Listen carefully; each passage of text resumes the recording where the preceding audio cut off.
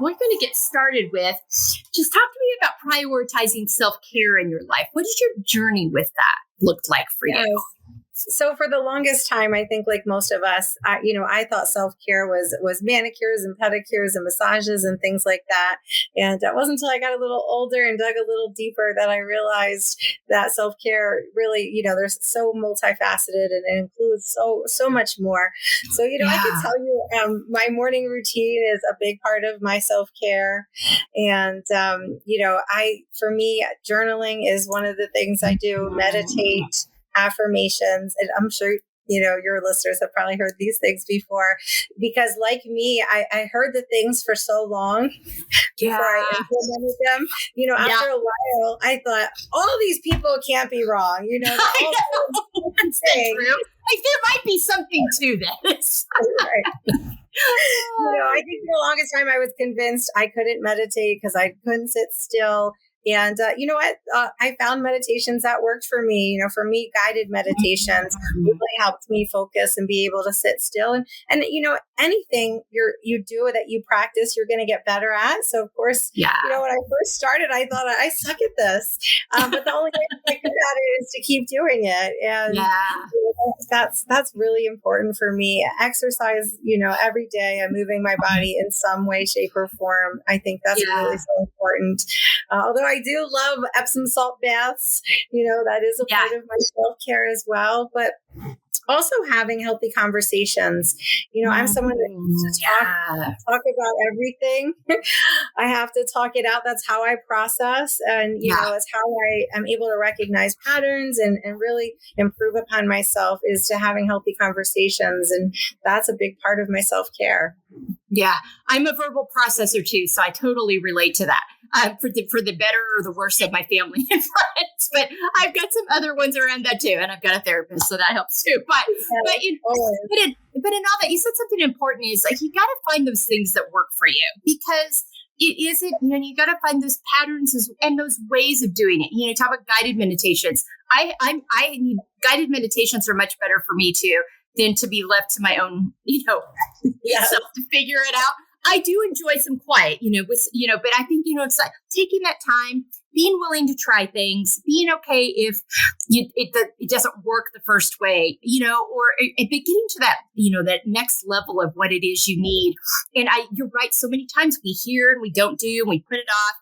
And then we're like, there's some people doing these things. Maybe I should start playing with some of this and see if it will help me, because I think that's part of it. But I think it's really important what you said about the words, the verbal processing. It's not just physical movement for our bodies. It's the journaling. It's moving things through. I think it all plays a role in how we feel about ourselves, where we know we're at, what we need for ourselves. So thank you for sharing that. I think that's just a really kind of solid, holistic view at that.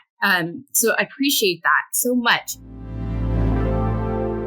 Talk to me about confidently setting boundaries.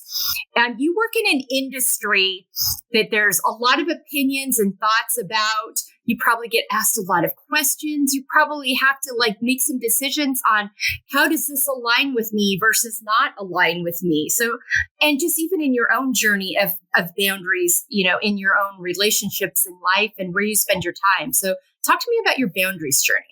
Yeah, absolutely. Boundaries have become so important in my life because I was someone who, as a codependent people pleaser, I lacked them very much so. I hear you.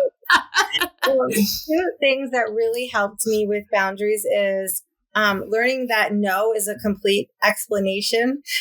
You don't have to give more than that. If someone asks you to do something or asks you a question, it can be just no. And I was always someone who I had to over explain and give all the reasons and all of that. So that really helped me to set boundaries, just learning to say no and it being enough. Yeah. And the other thing with boundaries is, knowing that boundaries are not there, or that they're there to protect you, that was important to learn. It's not about keeping them out, but about protecting you. And, I had a really hard time setting boundaries with my mother. That was probably the hardest thing as an adult, having to tell her, these are my boundaries. She doesn't always approve of my lifestyle choices, and she would ask questions, and it would lead into arguments and me feeling bad. And I finally had to say, Mom, please don't ask questions you don't want the answers to, because I don't want to go there with you. Yeah, that's a great example. I'm so glad you brought that up, because that can be a very tricky relationship, the adult-child parent relationship, because it can be, and I have 3 adult children now. They're in their 20s. So I feel like I can speak to it on both sides. I've had to both set boundaries with parents, but also being on the parent side now of understanding the difference between being a parent to an adult versus a child, and how I show up in their lives. And it can be really hard for parents to let go of that. There can be a lot of cultural narratives in that, multi-generational narratives in that, how their parents did it before them. I mean, there's so many things involved. And I think we're finally, over the last 5 to 10 years, having those discussions where, I'm aging myself, but I think of Everybody Loves Raymond and how, Raymond's mom was just there all the time. and that was, kind of an exaggeration, but kind of not. I lived on Long Island for 2 years. I saw some families that operated that way. But all that to be said, you got to figure out what works for you. And it's okay to be an adult and to set some boundaries with your parents. But that can be so hard.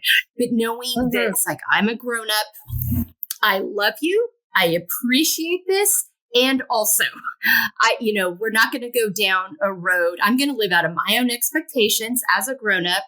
I'm going to ask you to trust me with those decisions. And we're just going to agree to disagree if you don't. But those are hard. It sounds really like a good idea, but I think you have to also get to that point where, I got to draw a line here. This is affecting my well-being, my health, my, all of those things. So at what point did you get there? Was that something you knew pretty soon into adulthood, or did you have to go through a few rungs to get there?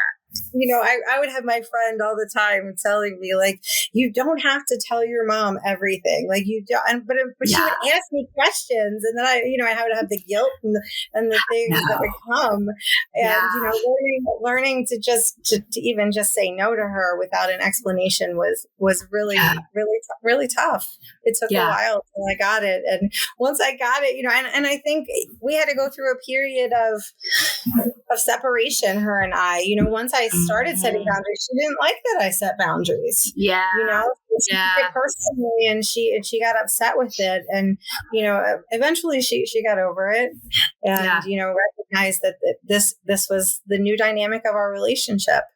Yeah, I think you spread up a really good point. When you set a new boundary with someone, they aren't necessarily going to love it. And if they aren't someone who's accustomed to having boundaries themselves, it's going to be difficult for them to understand. I know that's what I've run into sometimes. It's like, I'm dealing with people that don't have boundaries, so I can't expect them to understand it. I can just hope that they will respect it. And at some point, we can create a narrative where it's like, okay, I don't get this, but I love you, and I want to honor what is well for you. But that it can be really tricky, and it can take some time, and it can be bumpy. But I think you express the importance of sticking. You got to stay with it. You got to trust yourself, trust that instinct, trust that angst that you're feeling. And you're not responsible for how they receive it. You're responsible for communicating it kindly but firmly. And then it's up to them to work that out. And I think that it's easy to say, but that can be hard too, especially because I'm a recovering codependent. I feel you so much on all of this. As a recovering codependent, you want to go in and fix everything. You're like taking the temperature of the room. You're going to go fix everything. Everybody's going to be okay. And you have to release that too. And that's a whole other layer of things you have to manage. So thank you for sharing that. So many of us go through that. I think it's so important we talk about it, because I think sometimes we are like, oh my gosh, I can't believe this. Nobody else has to deal with this, or nobody has a problem with this that I do, or we shame ourselves and whatever. I'm like, no, there's a lot of us walking that out and figuring that out there. And that's why we're here to talk about those things. So thank you for that. I think that's really so important. Taking care of our emotional health, mental health, physical health. Talk to me about your journey with that.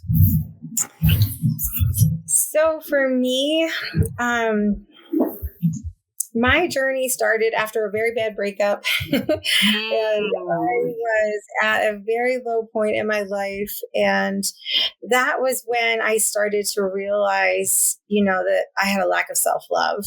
And that was what led me to the bad breakup to begin with. That difficult relationship with a narcissist, was from a lack of self-love and self-worth.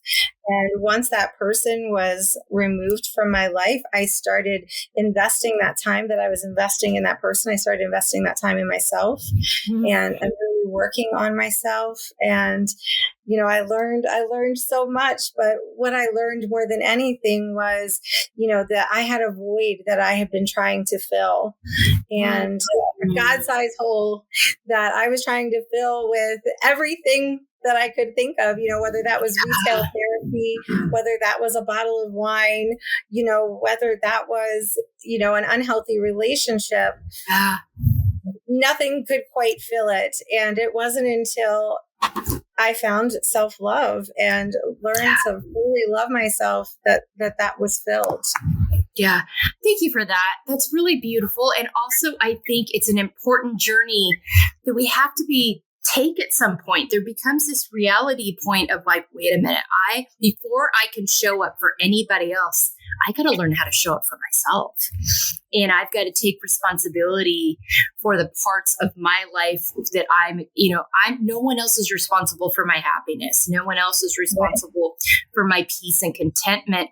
But it requires that self-love and knowing your value and releasing old narratives. So many times as little girls and as women, we receive all these narratives of what's supposed to make us happy. We get the Cinderella story and the Prince Charming story and all these, and the perfect wedding, and all these stories that are just that. They're stories, but they're treated as truth because they're held up by the culture and society as being these, wonderful things that if you can accomplish this, if at the end of the 90-minute rom-com, you too will be happily ever after. And I was a sex and love addict, so I was all about looking for the fairy tale and the happy ending, and for someone to come into my life and completely and make me happy.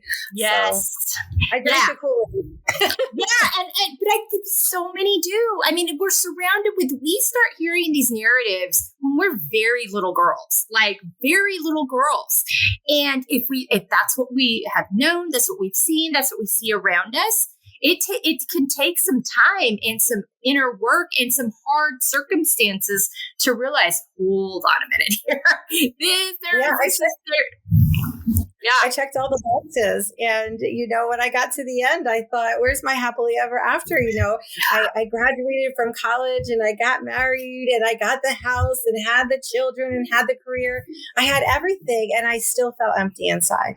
I still was just feeling like this can't be all that's left to life, because I wasn't happy. And I thought, I don't understand. I did all the things I was supposed to do. Yes. All those expectations, that plan, that map that was laid out for us. And so many times we get to that, I'm like, I never stopped and asked myself what I wanted.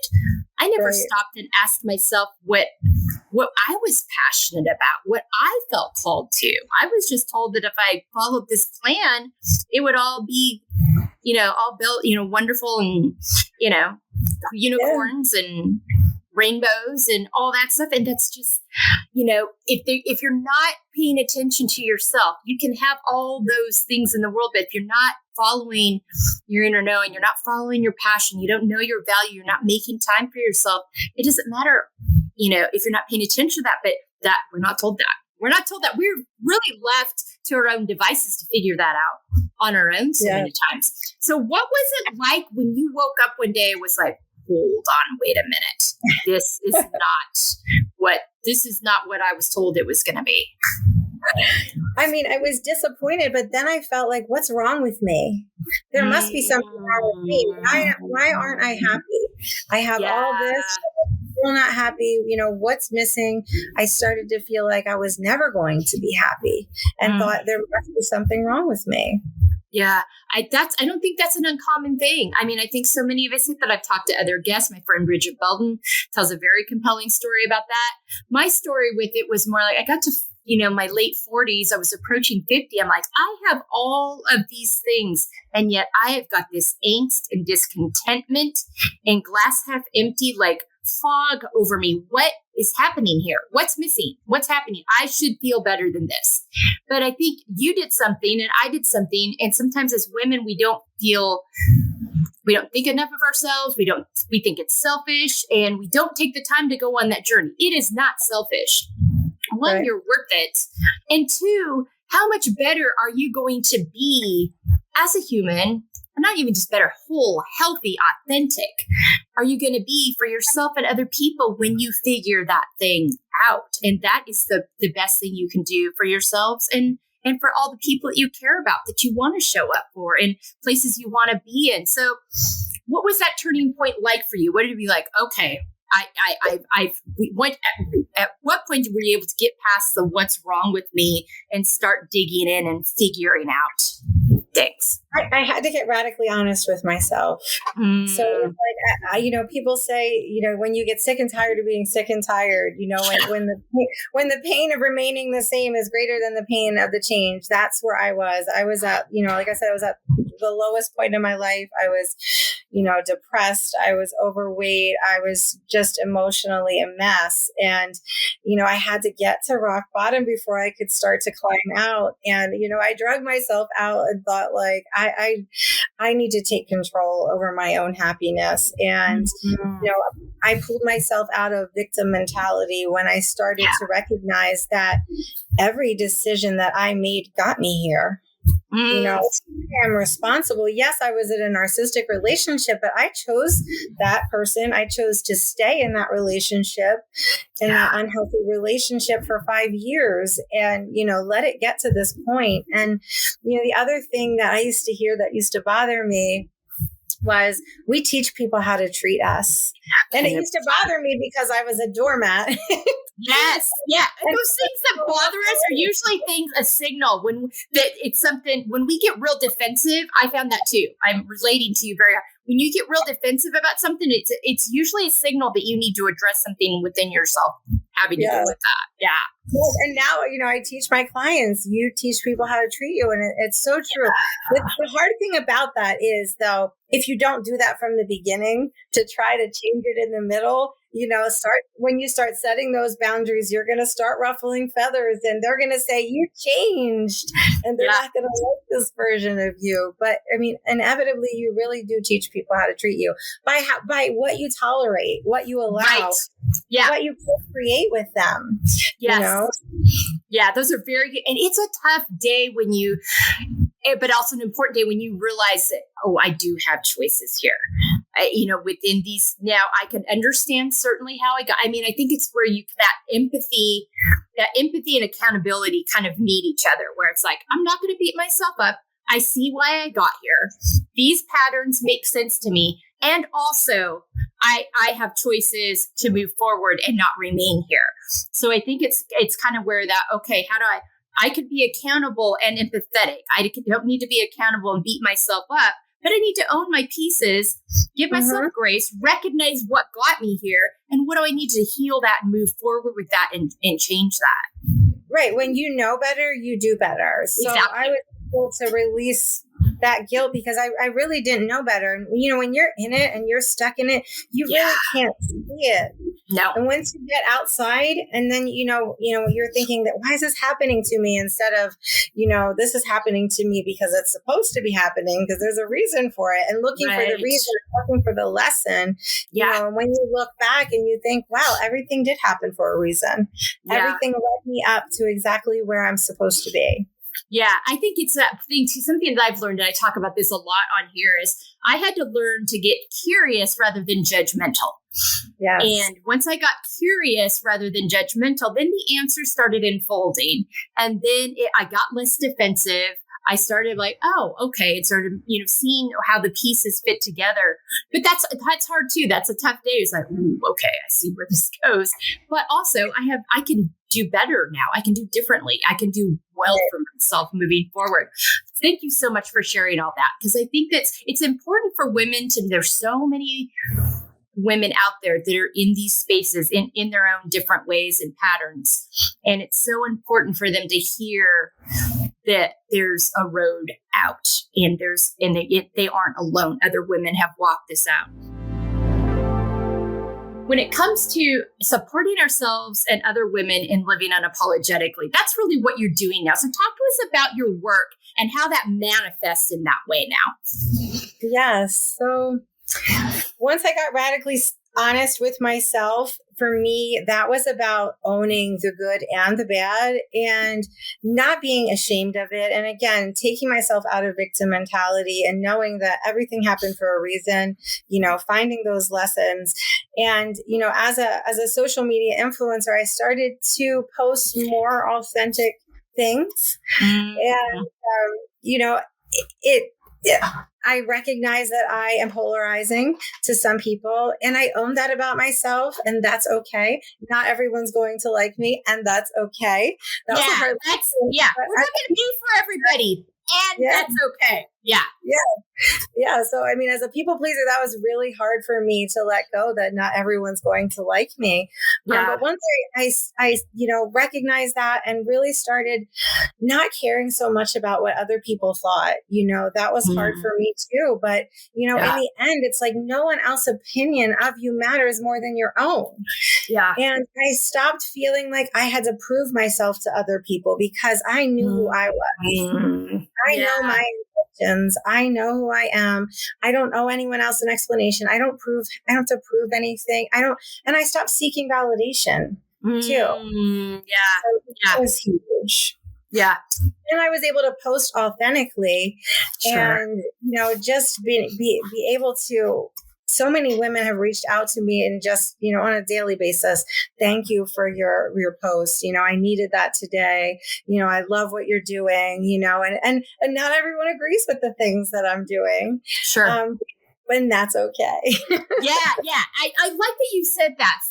So talk to people a little bit about, because if they haven't followed you or haven't heard you, because I've kind of led the story, talk to them a little bit about what it is that you do. So if a woman comes to you and wants to work with you, what does that look like? So it depends. So my business is called Beauty Inside and Out. So I started out as a makeup artist, and then I became a weight loss advisor, and then eventually a self-love coach. So I kind of build myself as a transformation coach because I help people transform inside and out. Okay. And, some people love my makeovers and I work with anyone who identifies as a woman. So, that may be, clients who are trans clients or who are looking to dress as a woman. And, I help them feel more feminine and beautiful as well. And it's been so rewarding. It really has. And I also am in an open marriage, and I have a husband and a boyfriend, which, a lot of people do not approve of. And that's okay because I don't need other people's approval. Yeah. Again, it's that piece of getting okay in your own skin and finding what works for you and showing up that you just described living unapologetically in a nutshell, of being there as a resource for women that want it. But it starts with you living your life in a way that feels authentic to you. And you can't show up unapologetically for other people until you learn to show up unapologetically for yourself. For me, with becoming radically honest, I was living this poly life hidden from social media. Okay. What would people think? And when I got radically honest and realized I can't live this double life anymore. I felt like I was living a lie. I was I was hiding such a big part of me. Right. And, like I came out with it and, so many people were upset. I lost friends over it. I lost family over it. And, Wow. it's all okay because those that should be here are the ones that stayed and, they support me living my best life. Yeah. And that's what I want to do with my clients, support them in living their best life, whatever that may look like. Yeah. It doesn't always look like what society thinks it should look like. For sure. And I think we're learning more and more about that. We have talked more about identity over the last 5 to 10 years than we have ever. And it's been, it's a hot button topic still to this day, but we're at least having discussions. I think more and more people are feeling, because there's a safety factor into this too. I mean, this is not just about being authentic. There's a safety factor in because there is still so much judgment around people's choices around these things. I don't know if most people knew what polyamorous was 5 years ago, 10 years ago, I would say. We're having conversations about it now. People that have been, because I think it's very difficult to live authentically when you feel like you have to live in secret. I mean, It just makes it very difficult. And what that does, we were talking about mental, emotional, physical health earlier. What does to your mental and emotional health when you don't feel like it's safe for you socially, culturally, physically, whatever it is, to show up that way? It takes a toll on your overall health. Would you say that was true for you? Absolutely. Yeah. I felt, and during COVID was when, I started this whole process. I went through, my spiritual awakening in 2020 and, it was like, everyone was masking up and I was like taking the mask off. I was like, once I let it out of the box, I was not putting it back in. And it just felt so good to just, I always say the best weight I have ever lost is the weight of other people's opinions. Oh my God. Isn't that true?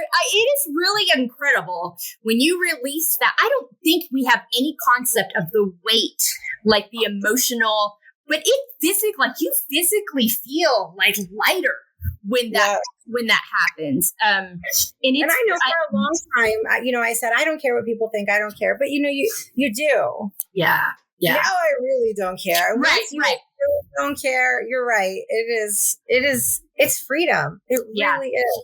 And I think that's also a sign too, like that you really are free of it. If you feel it like manifestingly feel like, my shoulders are, I got a little more flexibility here and a little more space. That's really letting you know that you have actually released that. Thank you for sharing that. I appreciate that so much. I appreciate your honesty, your authenticity with that, and that you're a resource for people looking for, So talk to me about beauty. What does beauty mean to you? You talked about you work in and out. There's so many conversations about beauty right now. We did a whole episode a couple of seasons ago on beauty and beauty privilege, and all of it's wrapped up in beauty for women. And it's such a complex topic. So how did you get to this point? Because you really do, you talk about working on it starts inside. Like you can do all the things on the outside you want. If you don't feel good about yourself on the inside, you're just not it's not gonna be authentic. So talk to me about that. Yeah, I mean, on my own personal journey, as a makeup artist and then as a weight loss advisor, I looked the part, but inside I didn't feel the part. Mm-hmm. So it wasn't until, I was on my self-love journey that things really started to change. And I personally realized that no matter how much work you do on the outside, if you don't love yourself and you don't accept yourself and know your worth on the inside, you're always going to feel short. It's never going to be enough. You're always going to be your worst critic and, talking to yourself negatively. Yeah. And, until you start with your self-love. And, for the longest time, I thought I did love myself because I liked the way I looked in the mirror. I equated that with love. Yeah. I think a lot of people do that. I think and we don't go deeper than that because sometimes it's scary and we don't really want to face it. But also there's so many narratives out there. Again, I'm going to go back. I know I keep saying this, but I'm with really little kids, really little girls of what beauty is and what it looks like. And so if you look in the mirror, like I add up to that, I look good today. Damn. Okay. I'm good. you don't, and it takes other things happening to realize, oh, wait a minute, there's more to this story. Yes. I mean, and beauty for me is confidence. Yeah. When you look in the mirror and you feel confidence, and that may mean you're wearing no makeup. Right. That may mean you're wearing no clothing. And if you feel beautiful and you exude that confidence, that to me is just beauty. It really is. And you radiate that. I think when you feel beauty from the inside and you have that love for yourself and you know your value, that radiates out. I think there's an aura and a sparkle almost that you carry. Yes, you absolutely do. Yeah, I agree. Absolutely. All right. Thank you so much for that.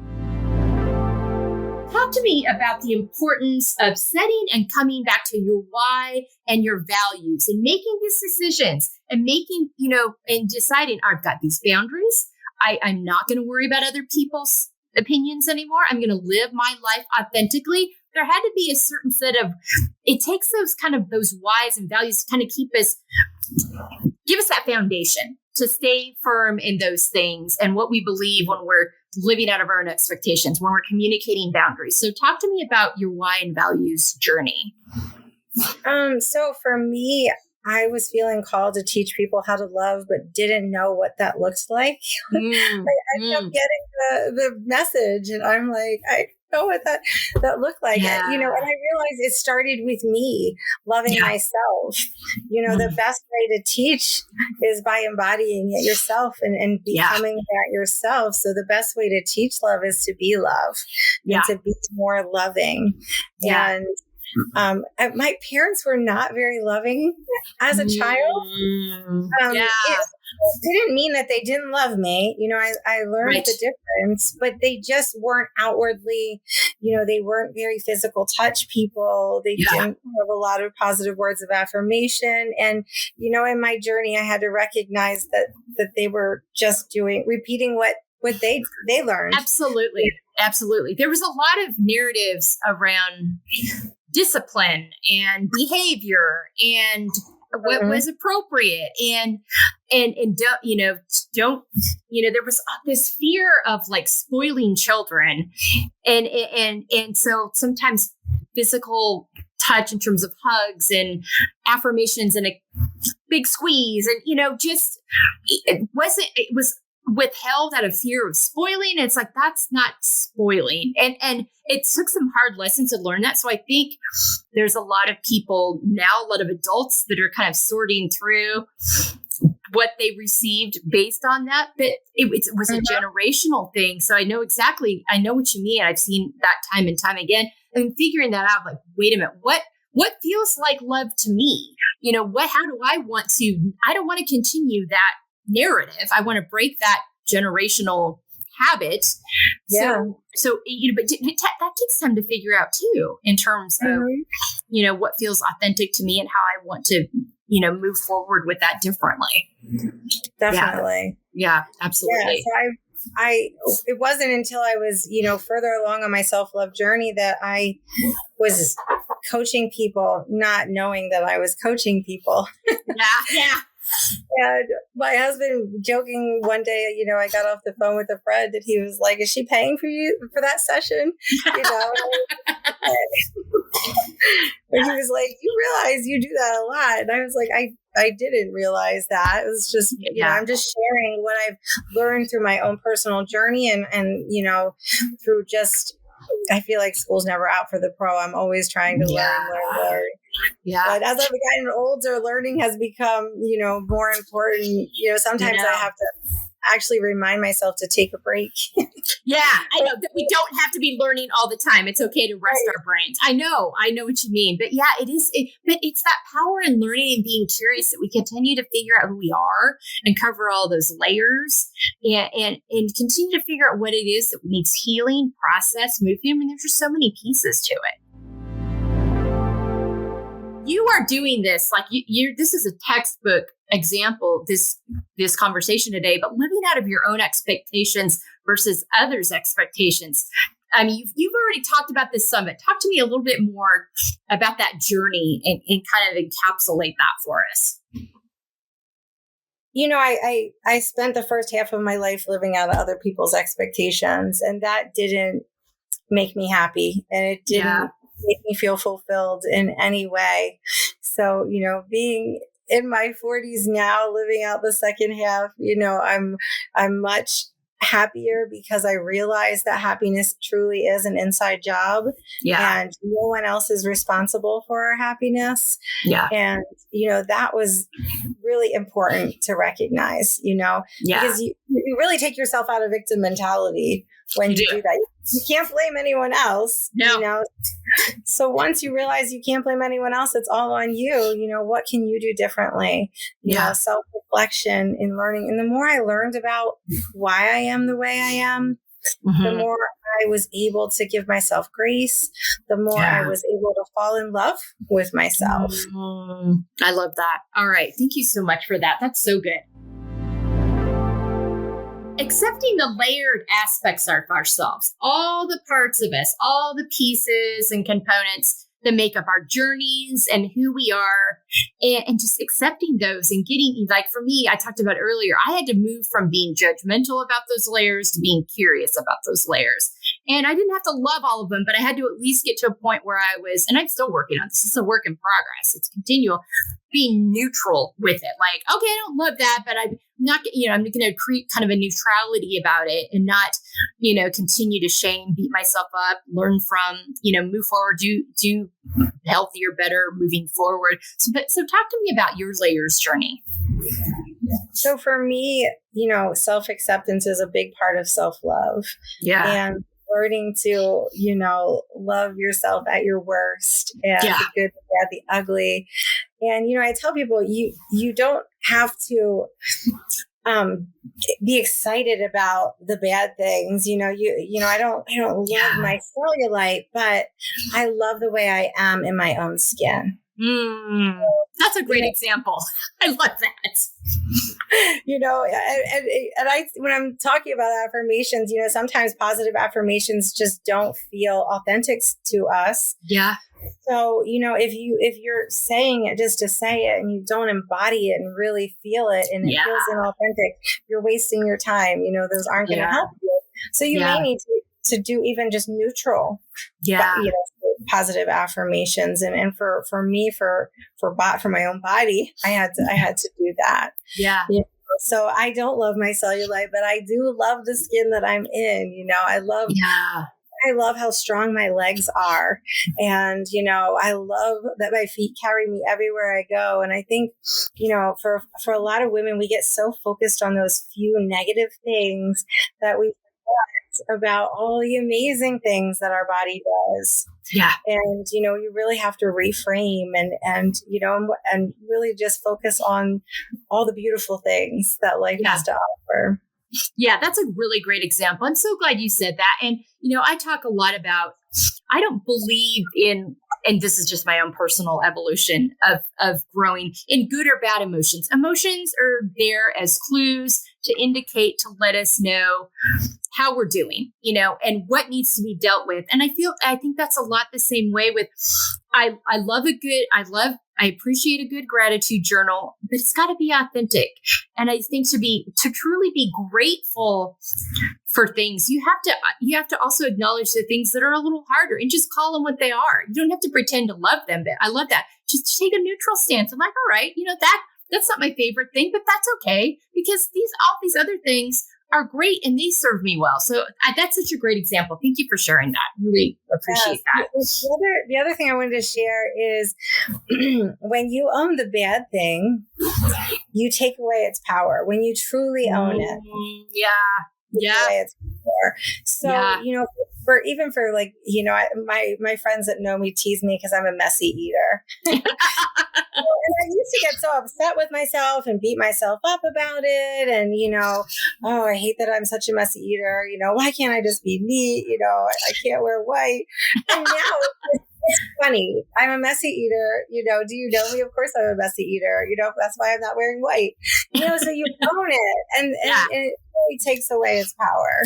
It does. I love that. That's so true. It's like it takes away its power, and we don't realize the power those things hold, I think, until we release it. That's such a great example. Thank you for that. And I hear you. I've got my middle daughter for grow was one of those kids, and we just like this is just how she rolls. And ironically, she was the kid that wanted to wear white all the time. So I was like, we might want to wear, let's talk about that, or let's get some better laundry detergent. But also, just like that was one of the most endearing things about her. So I love that. That's such a good example, and just all those parts that make us who we are, all the quirky, fun parts, and just rolling with those. Thank you for that. How in living out field, finding empowerment, embracing layers, which is such a great example of this discussion today of what you've done. Talk to me about, and this is really a summary because you've talked about it so well throughout, but how that's affected your relationship with yourself and as well as your relationship with other people. I think that once I stopped people pleasing and seeking validation, and I really started focusing on doing the things that genuinely bring me joy, I started to repel certain people and attract others. Oh, that's so, yeah. I hate to say I've lost friends because, do we ever really lose them? But I like to say people vibrated out. Sure. Right. There's some people who have a season, and that's okay. Mm-hmm. Yeah. So as people vibrated out, I attracted better and not better for me. Right. For where you were. Exactly. Yes. The kinds of relationships that were affirming, supportive, cared about your wellness and authenticity as much as you did. Yeah. No, yes. I totally understand that. Yeah. So that made a huge difference. You hear people say, find your tribe. And I know, we as women have a hard time with adult relationships and making new friends. Yeah. And, sometimes you do have to step out of your comfort zone and put yourself out there. I messaged a woman on Facebook because I really liked her posts. I really was resonating with them. I was really vibing. I sent her a friend request. I was like, hey, I love your posts. I think we have so much in common. I would love to meet you. Mm-hmm. And she lived 4 hours away, and we each drove 2 hours to meet each other for lunch. Oh, I love that. There's a lot of power in that. She's one of my best friends now. She's one of my best friends. Yeah. I love that. I don't think so many times as women, the first thing that goes are those friendships, those girlfriends, those friendships, because we don't, quote unquote, don't have time, but they're so important for us to have. They're such an important part of our lives to just feels that we're made to connect. We're made to be in community. And it just creates that sense of, I'm not in this alone. These people get me. These people understand me. And I think it also takes a pressure off of our relationship, our partnered relationships, where, I think there's there's places and things that we can show up and share in different relationships that just is better. It's more aligned. It's better served than it would be with our partner relationships as well. So I'm glad you brought that up. I think that's so, and it is, but you do have to make the effort, but when you do, it's so worth it. Like I have my relationships with my, some are long, some are new, but with my girlfriends, oh my gosh. They just give me so much energy, so much support, and they matter. So thank you for sharing that. It's so important that we take time for that. We are down to our rapid fire, and then I'm going to give you a chance to share where people can find you, follow you. All that's going to be on our resources page on our website. Go to embracinglayers.com. You're going to be able to find all the ways you can follow Misty, find her website, learn more from her. All those things will be there, but I want to give you a chance to share too. But before that, name 5 activities that nourish you. 5 activities that nourish me would be sitting in the sun. I am a sun goddess. Me too. I have a pool for the first time. We got this about 9 months ago, and I'm the happiest I've ever been. So I hear you. And it's not even about being tan. I like to be tan, but it's about just soaking it in. Yeah. No, 100% resonate with you on that. It's my favorite. And I'm in Pennsylvania, and it's not always sunny here. So when it is, I'm outside. Yeah. Definitely dancing. I love to dance, any kind of music. My friends tease me even when I dance to bad music. I can't, my hips don't lie. I can't sit still. I love it. I love to dance.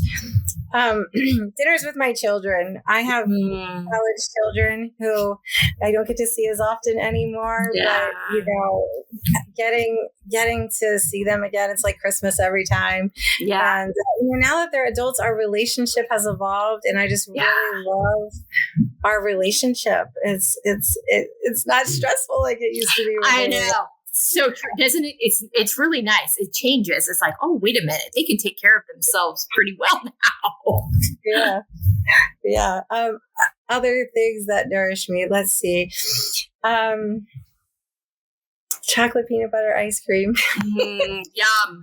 Hey, it's the simple things in life sometimes. Yeah, it is my guilty pleasure, my indulgence.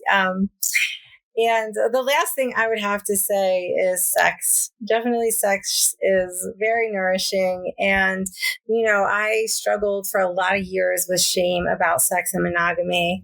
And to be able to release that now and fully enjoy sex. And it's so empowering as a woman when you just can fully embrace it and enjoy it. Yeah. So that's probably by far my most nourishing. So I love that. And this is glowing from the sun. That's good though. But I'm so glad you said that, because I've had a couple of conversations. My friend, Dr. Fanny Laboy, she does a lot of features on the radio show that we have on internet radio. She's been a guest on here.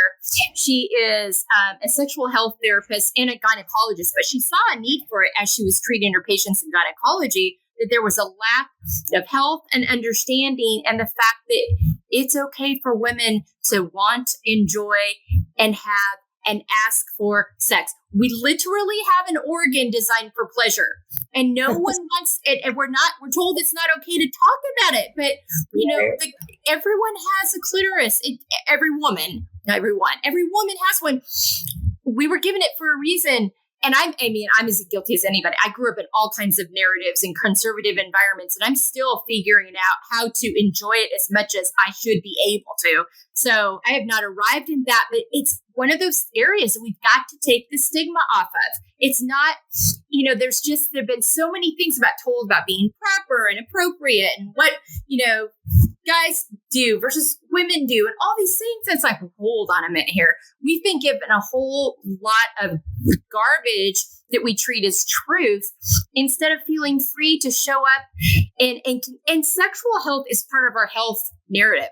I mean, there's all kinds of good for hormones that it does, for dopamine, for our serotonin levels. I mean, there's so many things. So that's a whole episode by itself. But I'm so glad you said that, because women, even if they feel that way, they're afraid to say it out loud. Even to this day, like I've had several episodes where no one's head's going to explode if I say vagina. No one's head's going to explode. I promise. I promise that's not going to happen. We have all kinds of nicknames for men's anatomy. No one's head's that you hear about all the time.